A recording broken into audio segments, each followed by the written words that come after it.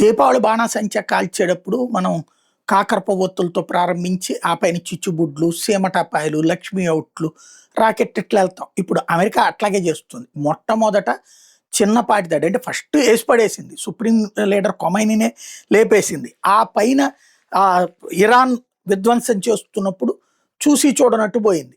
ఆ తర్వాత ఇప్పుడు 5, 6 రోజుల తర్వాత నిన్ననే అత్యంత పవర్‌ఫుల్ బాంబర్‌లను రంగంలోకి దించింది. బి-52 బాంబర్స్ రంగంలోకి దిగినాయి. అదే సమయంలో బాలిస్టిక్ మిస్సైల్స్‌ని రంగంలోకి దించింది. బాలిస్టిక్ మిస్సైల్స్ అంటే శబ్దం కంటే వేగంగా అణ్వాయుధాలని సైతం మోసుకెళ్ళగలదు. బట్ అణ్వాయుధాలు పెట్టలేదు. వాటిని వాడింది. నిన్న ఇరాన్‌కి సంబంధించినటువంటి నేవీ బేస్‌లు, ఎయిర్ బేస్‌లు అట్లాగే అండర్ గ్రౌండ్‌లో ఉన్నటువంటి వాటి మీద బి-2 బాంబర్‌లతో భారీ ఎత్తున ఏది వేల కిలోల బరువైనటువంటి పేలుడు పదార్థాలు వాడింది. అంటే భూమి లోపలికెళ్ళి బద్దలైపోవడం అనమాట. ఆ లోపల ఏయైనా ఆయుధ స్థావరాలు ఉంటే పేల్చేయడం. ఆయుధ స్థావరం ఉందన్న అనుమానం ఉన్న ప్రతి చోట పేల్చి పడేసింది. బాలిస్టిక్ మిస్సైల్స్ చాలా రోజుల తర్వాత రంగంలోకి దించింది అమెరికా. అప్పుడెప్పుడో ఇరాక్ వార్ అప్పుడు తర్వాత మళ్ళీ ఇప్పుడే తీసింది.